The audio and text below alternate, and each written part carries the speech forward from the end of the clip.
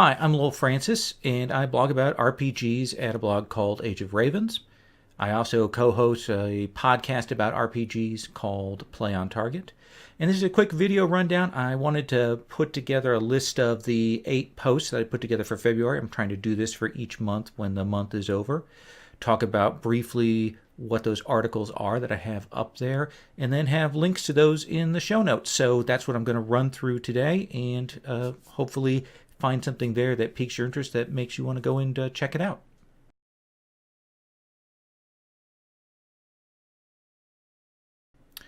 So the first post that I put up this month is a question about when does your game open up? And I almost do air quotes on this. It's the idea of when does your game kind of move from getting things in place, setting up the table, putting players into the direction, and actually opens up so that they have more choices, greater sense of direction, purpose. Maybe it becomes sandboxy at a certain point. They feel like they're in control of their destiny. And I think that kind of changes from campaign to campaign to GM. And I talk a little bit about why that's important and how you go back and look at your game. I think it's a pretty solid post. I got some nice responses. In fact, one of my fellow bloggers, Barking Alien, also took that idea and did his own post looking at how he opens up games. And so take a look at that. Maybe you'll see some things to think about in your own gaming.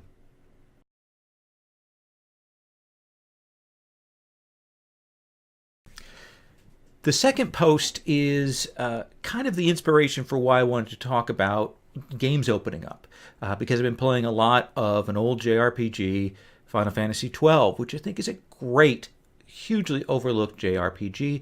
And one of the things that it does is very early on, you get to go a lot of different places. You have a lot of room and a lot of choices and a lot of ways to go, which is very different from a lot of JRPGs. A lot of Final Fantasy RPGs. Final Fantasy 13 has been called a corridor simulator, which I kind of think it is for a good part of it. But anyway, Final Fantasy 12, great, overlooked game, I think. It doesn't get as much attention. We certainly haven't got an HD remaster of it here in the States, but I think it's got some brilliant things in it. I think the story is very subtle. I think the characters are interesting, maybe not as hyperbolic as in some of the other games.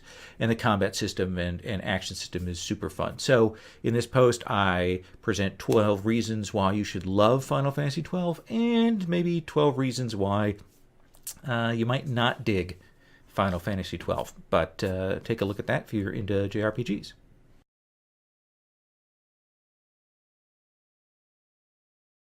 So one of the things I've been doing for the last several years is writing out histories of various RPG genres, looking at the first products and what the evolution of systems has been. I've done that for steampunk, I've done that for superheroes, I've done that for post-apocalyptic. But I started with horror RPGs, and that I did finish that series a couple years ago. What I've done since then is at the end of the year, in the following year, I go back and I look, okay, what was published in the previous year. So this is sort of the tail end of that, of me looking at all of the horror RPGs and horror RPG products that came out in 2014, a little behind perhaps. And it found that I could actually split it very evenly between Cthulhu and non-Cthulhu. So this is the first part of that. I take a look at all of the Call of Cthulhu products and other Cthulhu products, Trail of Cthulhu and Age of Cthulhu and all of those things. I look at new core systems. I look at the publishers. I look at foreign editions. There's some great stuff from Pegasus Spiel. I look at supplements, modules, all of that. So if you're interested in Cthulhu RPGs, go ahead and check it out. Maybe you'll find something you hadn't heard of.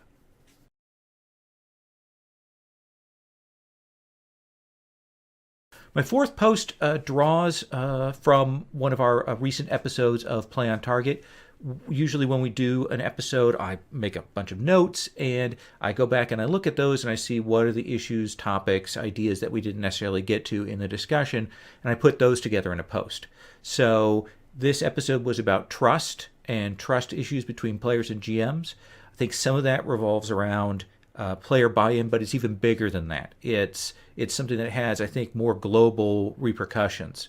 You might not get player buy-in for a particular game, might not have that, but trust, I mean, that's broken. That's not a person you necessarily want to play with again. So this episode looks at those ideas, and of course, I've got a link to the actual podcast that it's based on. Don't necessarily have to read one or hear one to look at the other. I hope you'll find it interesting.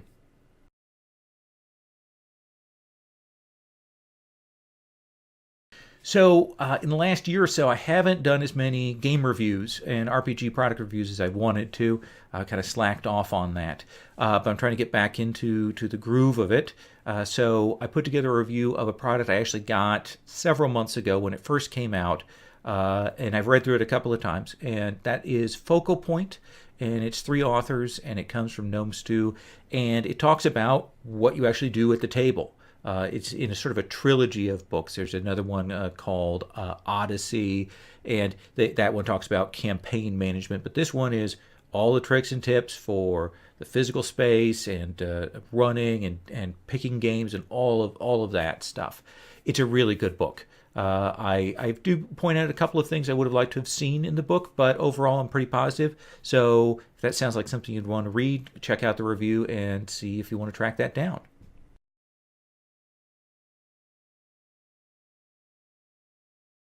Number 6 is I put together a quick rundown of 6 sample characters for something called Crow's Mantle. Crow's Mantle is a new campaign we just started, and when we kind of came up with the idea and batted it around, I decided to put together a set of rules based on an apocalypse world, so it's powered by the apocalypse. The premise, essentially, we heard the tagline from the recent Worlds of Adventure Nest for Fate, and it's children that have gone to a magical kingdom and they were heroes there. They return to their adult lives and grow up, and then suddenly they're pulled back in. So what happens there? What's going on with that? And we're doing a more collaborative build rather than working from any base template there. So when I put together the rules, one of the things I did was put together 6 different sample characters to show how for the various players how they might build things, how they would pick out stats and how they pick powers.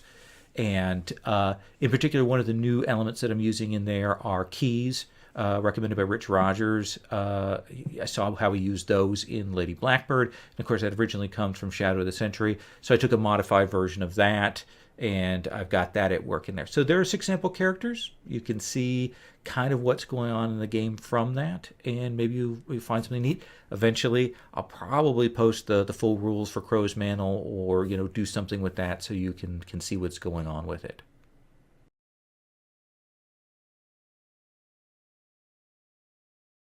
So number 7 is the other half of my look at horror RPGs for 2014. Everything that's not Cthulhu. So we've got zombies, we've got slashers, we've got space aliens, we got everything there. And I've gone through the various core systems. I look at supplements, I look at source books. I've got a huge list of modules.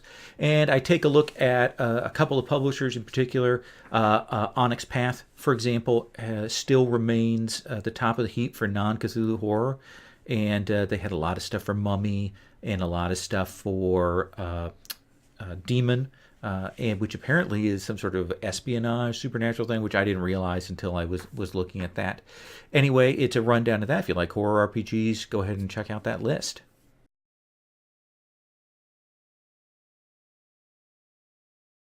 Lastly, the other game review that I managed to get to in February is a look at a product called Seven Wonders.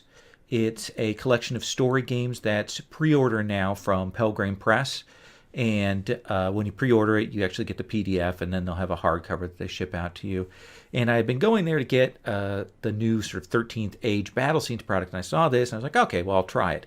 And went and read it cover to cover immediately.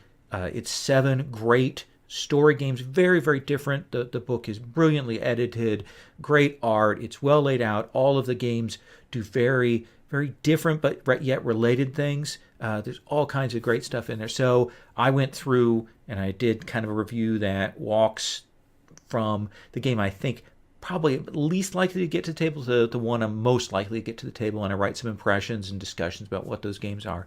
And my wife Sherry loved the book as well. She read through it cover to cover, and then I had her, or asked her if she would, put comments on those reviews. And so we've got sort of two voices from different perspectives looking at that. Long story short, it's a great collection. If you like story games, you really ought to pick it up. So you can check out my review.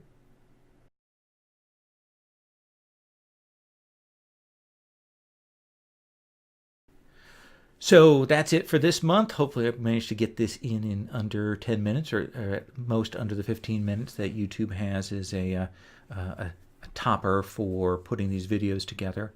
And I wanted to mention that I was also on the Gauntlet podcast this month. I was there doing a brief segment. Game Advocates is something that Rich Rogers does there. And so he had me on to talk about Fate. So it's about 25 minutes of me babbling about what I like about Fate and Fate Accelerated. If you're interested in Fate, if you want to see somebody talk about it, go and check that out. I've actually done some videos on this channel, Fate Core teaching sessions. You can check that out as well. And let me kind of run down my scorecard then. I'm going to pull up my papers here. So in February, I managed to get in only 2 play sessions. I played 1 session of Rollmaster and 1 session of Inspectors. That's on one end and the other end of that spectrum of crunchiness there. I ran 6 sessions of our homebrew action cards, 2 sessions of Guards of Abashan, 2 sessions of our new Middle-earth game, and 2 sessions of Ocean City Interface. And then Crow's Mantle, the thing I put the characters together for, I managed to do 2 sessions of that and get that rolling. Again, I'll probably put some rules up for that once I've had a chance to tweak it. Also managed to pull off the final online session of a short 8-session 13 age campaign. Love that game. Really sharp. I love it with Roll20, and I've got some videos up from that campaign. It's a great game, and it was a great group that I really hope to run for again. Anyway, that's it, and I'm going to put links to all of these pieces in the show notes. If you have questions, if you have comments, please leave them there. YouTube comments, despite the horrors that can be visited on them, I do go and check them. So thank you, and I hope to see you again next month.